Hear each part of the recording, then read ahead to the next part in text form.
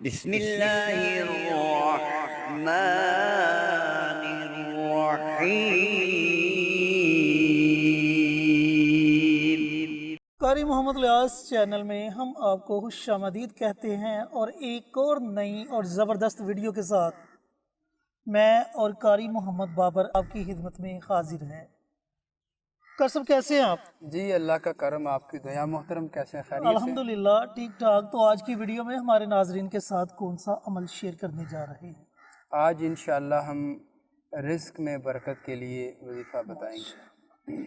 قاسم عمل آپ نے آسان سا بتلانا جی جی تاکہ اسے ہر کوئی چھوٹا بڑا، میری ماں بہن، جی جی کوئی بزرگ ہے، وہ آسانی سے اس عمل کو پڑھ سکے، ٹھیک ہے نا، اور اس عمل کے پڑھنے کا ان کو فائدہ بھی ہو۔ انشاءاللہ۔ اور ویسے بھی موجودہ دور میں جو حالات ہیں، رزق کی وجہ سے ہر دوسرا بندہ پریشان ہے۔ بالکل ایسی بات۔ ہر گھر میں رزق کی وجہ سے چھوٹی موٹی نوک چوک ہوتی رہتی ہے۔ جی جی تو رزق کے لیے کوئی ایسا عمل بتائیں کہ بس اللہ تعالیٰ مالا مال کر دے، انشاءاللہ۔ لیکن اس کے لیے مال کی بھی ضرورت ہے نا۔ بالکل۔ مال کے بارے میں بھی آپ نے بتلانا ہے اور رزق کے بارے میں بھی جی بتلانا ہے۔ جی تو ویڈیو کو کریں شروع۔ جی انشاءاللہ۔ نحمدہ و نصلی علی رسولہ الکریم، اما بعد۔ محترم نے سوال کیا ہے کوئی ایسا وظیفہ بتائیں جو مجرب بھی ہو، پر اثر بھی ہو، رزق میں برکت کے لیے، یعنی تنگ دستی، فقر و فاقہ، بالکل اس سے نجات حاصل کرنے کے لیے کوئی ایسا زبردست اور مجرب وظیفہ ہو کہ جس کے کرنے سے ناظرین کو بہت فائدہ حاصل ہو۔ بالکل ایسی بات۔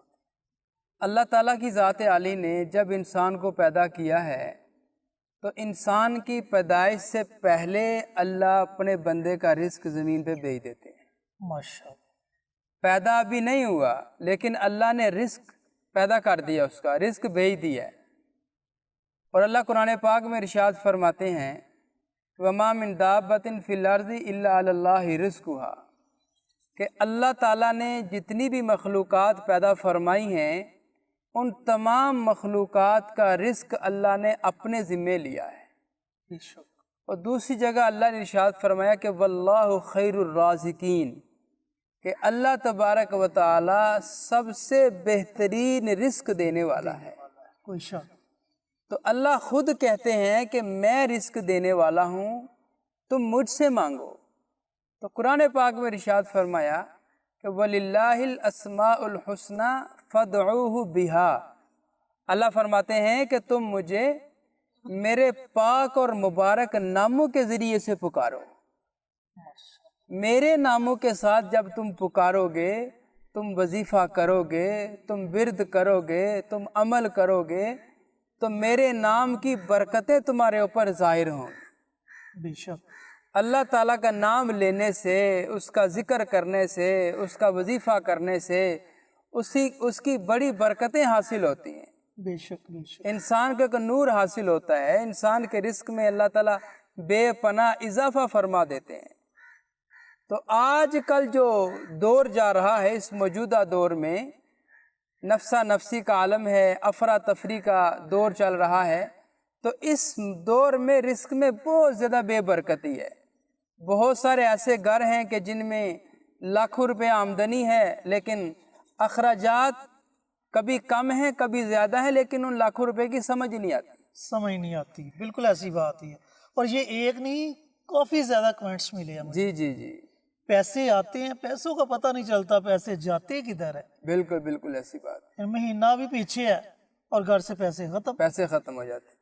اس کی مین وجہ میں آپ کو عرض کرتا چلوں، پورے پاک صلی اللہ علیہ وسلم نے بھی ارشاد فرمایا، یعنی ان کے ارشادات ہم آپ کو بتا رہے ہیں کہ آپ علیہ السلام نے ارشاد فرمایا کہ جو آدمی 5 وقت کی نماز نہیں پڑھتا، اس کے مال سے، اس کے رزق سے برکت ختم ہو جاتی ہے۔ برکت ختم ہو جاتی ہے، بالکل ایسی بات۔ محترم، اگر کوئی بندہ یہ کہے کہ میں کروڑوں پتی بن جاؤں اور وہ نماز نہ پڑھے، اللہ کا ذکر اذکار نہ کرے، پھر اس کے مال میں برکت ہو، یہ نہیں ہو سکتا۔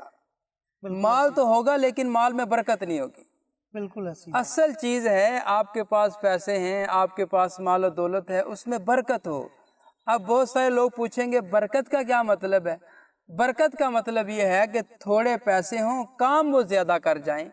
मिसाल के तौर पे 10,000 रुपया है, वो काम 1 लाख का कर जाए, इसे कहते हैं बरकत। बरकत।